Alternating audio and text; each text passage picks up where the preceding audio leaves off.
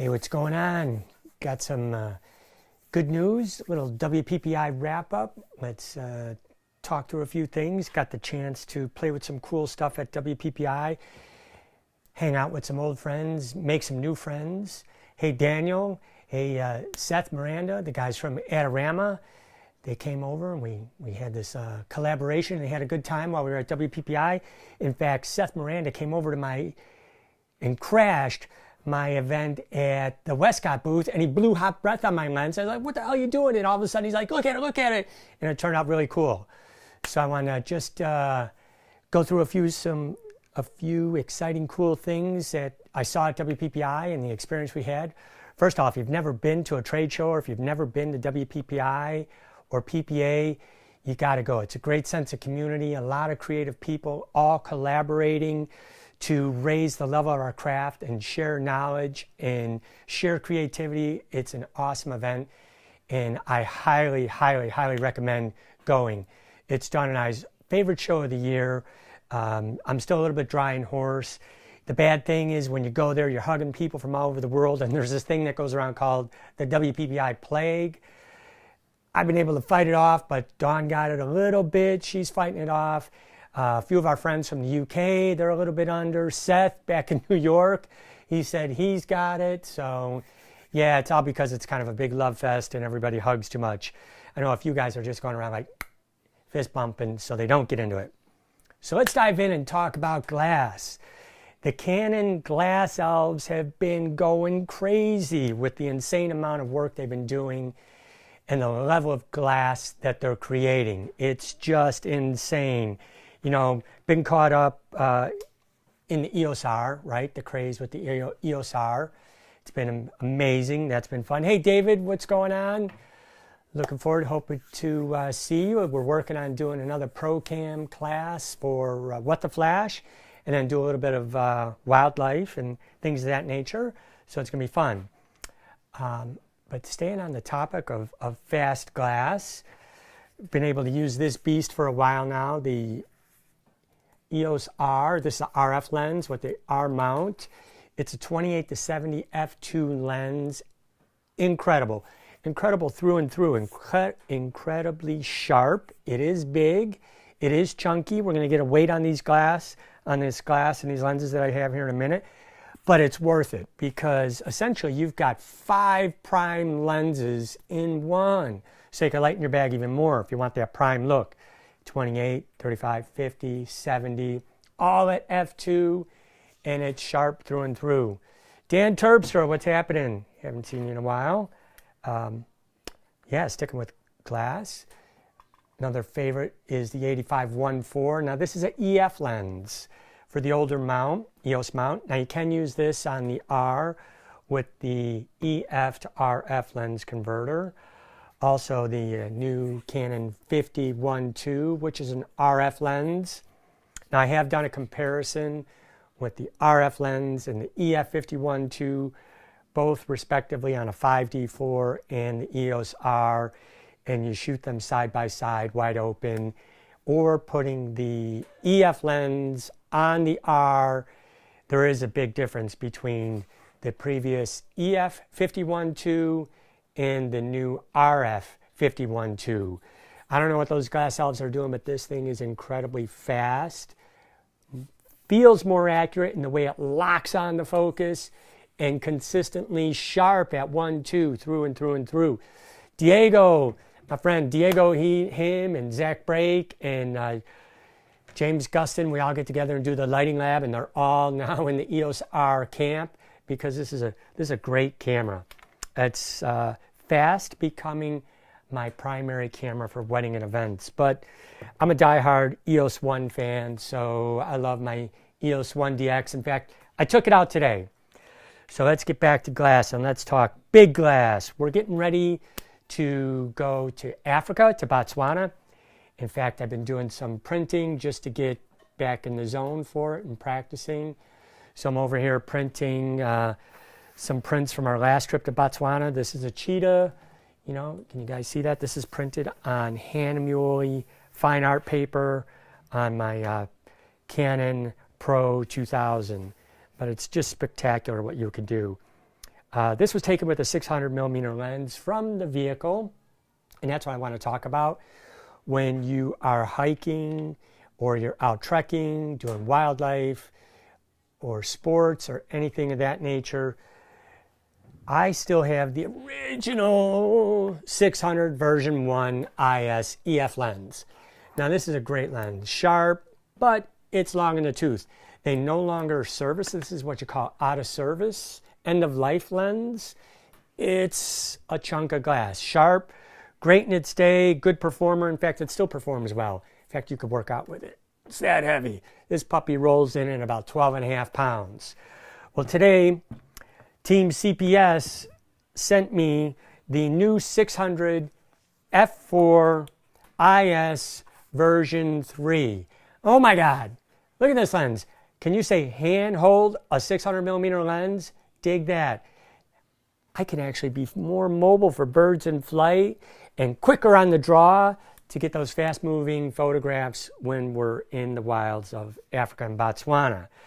So I did a quick shoot. I got it late in the day, went out, did some photographs at night from whatever I could find. I wanted to shoot into direct light, pin light, see the kind of chromatic abrasion that's going on, see how good the IS is. I was astonished at frames I was taking with a monopod at 100th and 1/125th of a second. I'll show you some of those photographs. Can't believe how much they've improved this lens. So let's see, anybody got any questions over here? Melissa Wright, what's happening? Carl, hey, what's going on, guys? Lindsay, how are you? Saying hi to everybody. You know, if you guys got any questions, drop them in the feed. So let me slide this over here. So let's ding, ding, ding, ding, ding, like we're at the pro boxing match. You know, I could break out my Muhammad Ali boxing gloves. I did a portrait of Muhammad Ali. Maybe we should break these out since we're going to do the weigh-in. And I did a portrait of Muhammad back in the 90s. And he signed these boxing gloves for me after the portrait session. Dig that. All right, well, let's get these gloves out. It's going to be a fight-off between the 600 millimeter lenses, right? So let's pop those back in the gear cabinet. Dig this. Okay, got the scale out. I'm going to try and do this handheld here. And let's see if I can flip this camera. I know I got to do this. We need the tools. I can never find the tools on them, so I'll turn the camera around. So where are those tools at? Special effects. There it is. We'll flip it around. There we go. Okay, so I've got the scale. Here's the tail of the tape, so to speak. This is the 600 EF version 1 IS. And without a lens hood, this puppy weighs in at just over 12 pounds. Looks like exactly 12.5 pounds. That's a lot when you're backpacking, when you're trying to hold that thing on a monopod, right? Now, here's the 600, the EF version 3. Smooth, beautiful lens, new optics. They've changed it. It's more balanced. You can hand hold it. It doesn't feel front heavy at all. And da-da-da-da, look at that.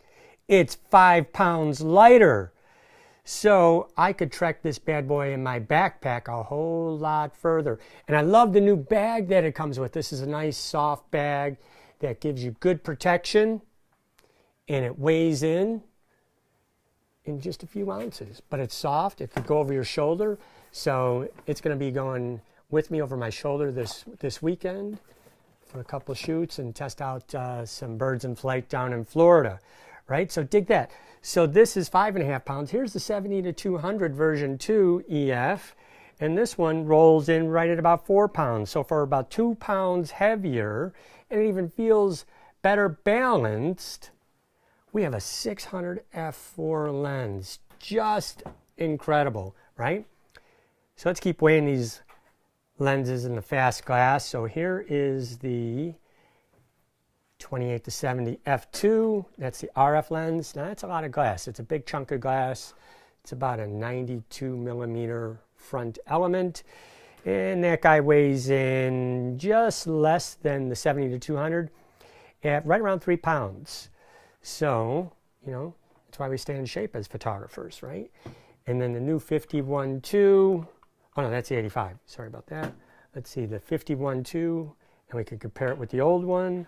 So the RF 51.2 is just shy of 3 pounds. And I'll grab the original 51.2, which is quite a bit smaller, a little stubbier. And that one is 2 pounds, just shy of 2 pounds. So there's almost a pound difference in glass. But there's a huge difference in size in glass to begin with. But it's worth it. That lens, the RF lenses, and what they're doing with lens technology today is just outstanding. All right, so let me flip this bad boy over here and let's go take a look at some photographs. And if you guys have any questions, please be sure to drop them in the feed. So here we go. We're going to boot up, log into the computer. And let me get the stand so I could do the controls. And here, let's talk about stands and stuff. These are pro media gear, right? So normally I would have the nice sticks and the Katana Junior gimbal, which is great. It's very smooth. But I'm rethinking, since we're going to Africa, we got to be lightweight, we got to be compact. And with the ThinkTank version 3, I strapped that tripod right on the side. I'm thinking going with the Tomahawk converter. And I can tell you about this later, how it goes right into the ball head. And because the new 600 is so much lighter and well balanced, I could get away with this. And then I don't have to change my ball head between going to gimbal to a ball head for some night stellar photography. And of course, from the Safari vehicle, I'm going to be using my Pro Media Gear monopod with this wonderful tilter head. It's kind of like having a gimbal head right on your monopod, which gives you better angles and more control for capturing those photographs when you have to move quickly to get your cheetah. All right. So let me get this over here and let's take a look at some images. Get this so you can see kind of close up. Let's see if I can work this right around the computer. Now these are the photographs that I just took this evening when I got the, try and get that square, when I received the 600. So this is the first frame I got. Let's just go right into it. Low light, this is 5:30. The sun sets here at 5:41, so overcast sky, cloudy, not good light conditions. It's really flat. There was no sparkle to help us capture focus, acquire focus quickly, but I'm telling you, these are with the EOS 1DX Mark II, shooting wide open at aperture 4, 500th of a second at 3200 ISO. So I was playing with auto ISO and I gave it plus 1/3 exposure compensation. So what's really amazing to see is how critical focus this locked in. Look at the eye and how sharp it is. I'm always a big fan of calibrating the lens to the camera body, because when you're going for precise sharpness and you're using a super tele and you start using extenders, you want everything calibrated and locked in. This is right out of the box. Right out of the box. This is insane. So that's 100% zoom, low light, low contrast, 3200 ISO, and look at that. We have a little catch light in the goose's eye, and it is sharp as sharp, right? Dig that. Now these are unprocessed files. This is the JPEG from in-camera. So let's slide this over to 200%. Man, that's just incredible. Incredible, incredible, incredible. So impressed lately with what Canon's been turning out right out of the box. So here's another frame, and again, I'm using that single focus point, putting it right on the neck, the precision focus point within the camera, and I'm moving it around so I'm not focusing and recomposing. Look at that fall off and that bokeh from the line of in focus to out of focus. Snap that thing in 100%, same thing. That sucker is sharp as sharp. I don't think they could get it any better than this if I did send it in to be calibrated. I will send it in to be calibrated because I'm going to start stacking extenders of 1.4 and then possibly a 2x. I want those options while we're in Africa.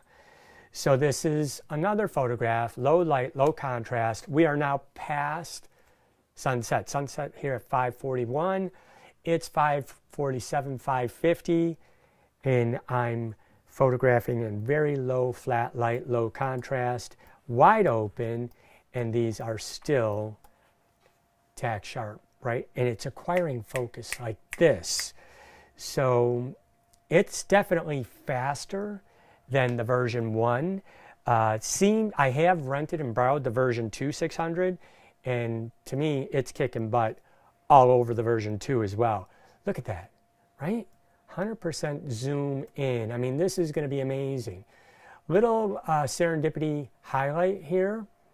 So this is a little pond by a creek where the water's still flowing. These are car headlights from across the road that as they turn out of this parking lot, they skim across the water briefly and give you that nice highlight going in. So let's take this one up 200% and look at that. Just stunning, stunning, stunning, stunning. Hats off to the Canon glass elves and engineers, right? Beautiful, beautiful performance through and through. Now, what's really good to notice is these are 1/100th of a second shutter speed.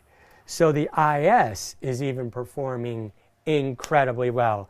I'm using a monopod, squeezing off a few frames in rapid frame succession, so 14 frames a second, because sometimes you might have a little camera movement, and if you shoot multiple frames rapidly, you're going to nail one that's sharp. But these are just fantastic. Can't believe it. Wanted to go out at night and see how this lens would perform. And it acquired focus amazingly well. It does feel faster and more accurate and more peppy than any other super tele I've ever used. So this is just sick, incredible. This is 12,800 ISO, 1/25th of a second at aperture 4.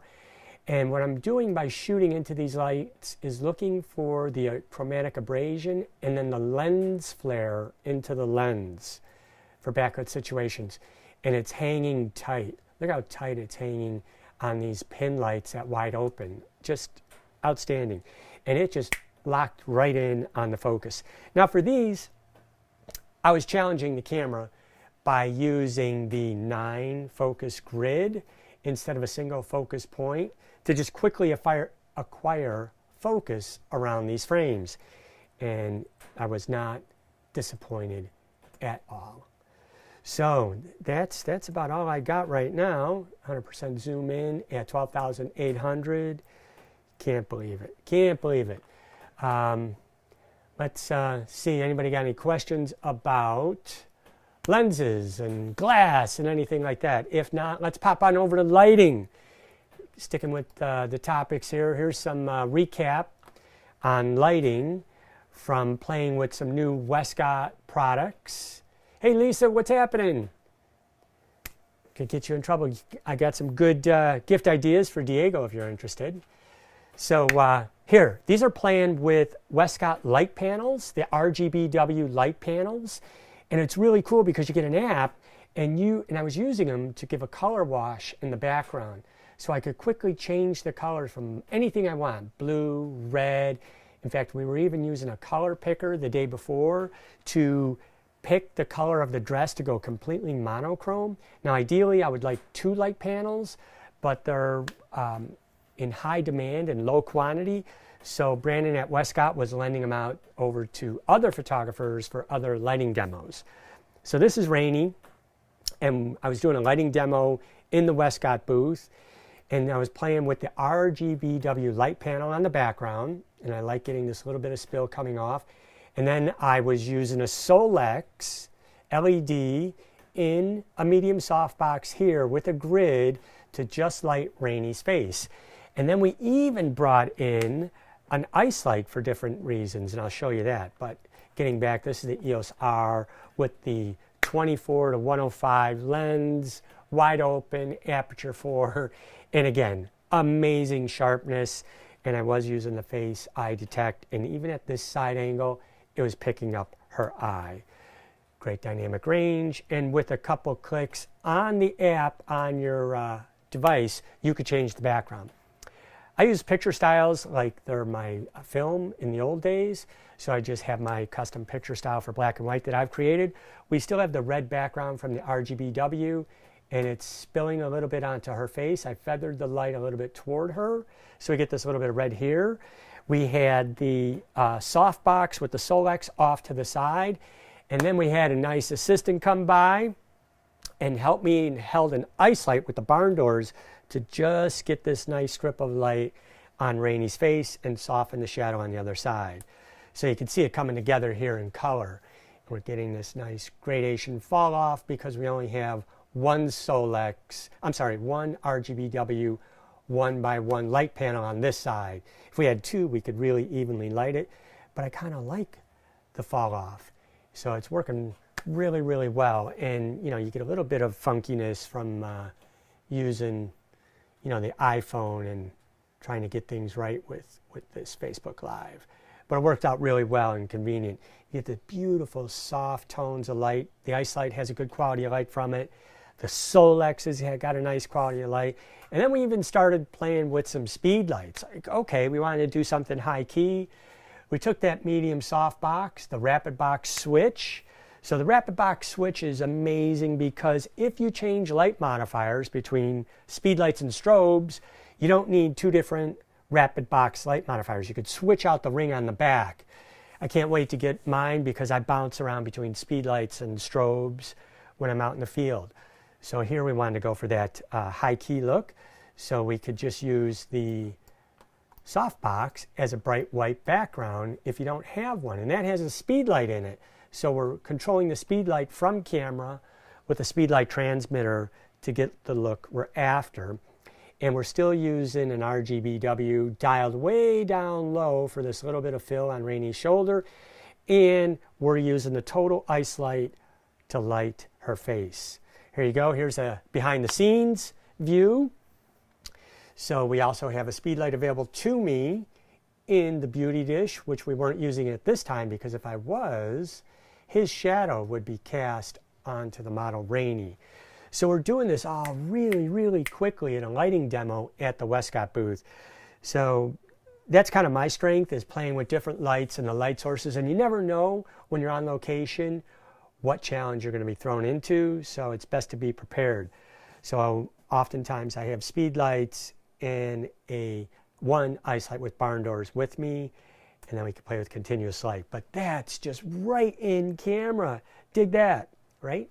So we lost a little bit of highlight in her eye, but the flesh tones and everything is still beautiful. And if I zoom in, let's hit the zoom key, you can still see, oh, I don't want to crop. How do I get the crop? Turn that crop off. There we go. And you can still see there's still a bit of a highlight right in her eye. So we'll zoom back out. Awesome. So here we go. Here's a little bit different look. And what we're doing is see these patterns in the background and the shadows. That's by using the Solix, taking the diffusion sheet out, and this grid pattern you're seeing is from the grid itself. So the 1x grid holes are casting a slight pattern onto the background. We dialed the Solix now, not the RGBW, the Solix continuous light, which is an LED light source, at the background, not on Rainy, and we took the barn doors on the ice light, made them just a slit, and brought them over to the side to kind of short light her face to bring the shadow toward the front. And again, really spectacular what you could create anywhere on location with a little imagination, right? Same thing, using the speed light behind her now to create this natural vignette going up. So we used the speed light behind, ice light in the front, no more light panel, no more Solix. Beautiful light. Here's what it looks like in color. So you can see this vignette going on. And we're just creating the size of that vignette by zooming that flash head in and out between 35 millimeters and 105 millimeters on the back end. It's going from a floodlight to a spotlight. So flood, spot in the background, right? So this is where Seth Miranda and Daniel, they came over and they crashed. They were watching my lighting demo, and I got to give hats off to those guys. They're young guns, and they're really pushing things. He goes, "Hey, man, let me blow on your lens." And he just walked up and he blew hot breath on my lens. I'm like, what are you doing? You know, I would never think to do that. But look at this. It's a cool effect right in camera, right? And as the haze and the fog equalizes on the lens, it evens out to just like a soft focus and still a little bit milky background into the background. Now we're blasting that speed light onto this white background and just giving us a nice high key. And then we turn the background light off, and now we go to a low key. So that's a speed light in the background, ice light in the foreground. And we kept playing back and forth. So I gave it a try. I blew on the lens, and at first I blew too much, but it's still kind of this really cool high key effect. So I love how creative and inspiring those guys are. And then again, quickly, one click of a button, we turn off that background flat speed light, STE3, and cuts off the speed light. Let's see if I turn this light off. There you go. Gets a little bit richer. Let me turn off the other background lights. Maybe that screen will improve. Oh, look at that, right? Little in-camera artistry going on there, but it has this nice soft haze just by blowing on the lens, and you quickly take frames, and as the moisture evaporates off the front of the lens, it gets clearer and clearer. Very cool technique. Hey, Clay Blackmore, who says you need a soft focus filter? All right, this is again playing with a little bit more light modifiers. So these are using the Apollo medium soft boxes, one left, one right. Giving a lighting demo at the Canon booth to show the power and possibility of speed lights and how quickly you could change things up. So these are all done in-camera techniques. I have a correct to orange Magmod gel on each speed light, group A, group B, and they're both looking into them because the lights are off to the side.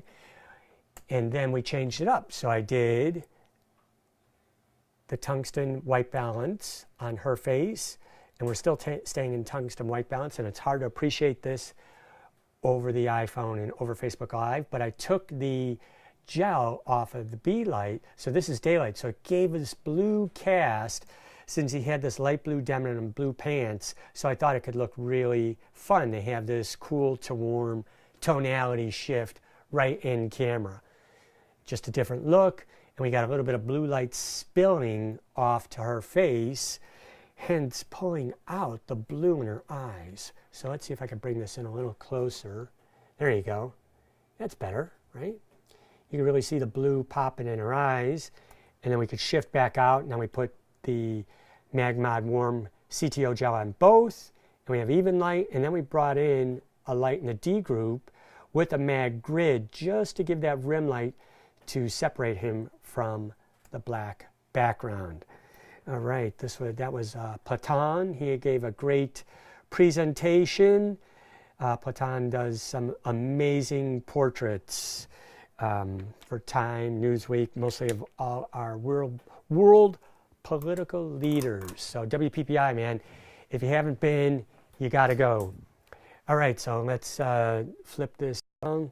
Let me get my, where's those tools so I can flip the lens. There we go. Now it's all proper. All right, thanks for hanging in. Appreciate you guys. If you enjoyed this, thumbs up, share it out. I'm also going to be loading these up to YouTube. They'll be easier to find that way, and I'll post links and stuff to where you can find out more information about the glass, about the lighting. You can look it up and do some research, but check it out. A lot of cool stuff that's really making location lighting and our jobs easier and flow quicker and faster. Thanks again. Have a good evening. And remember, put your comments in the feed. There we go, down there. And I'll get to them as soon as I can. Have a good evening.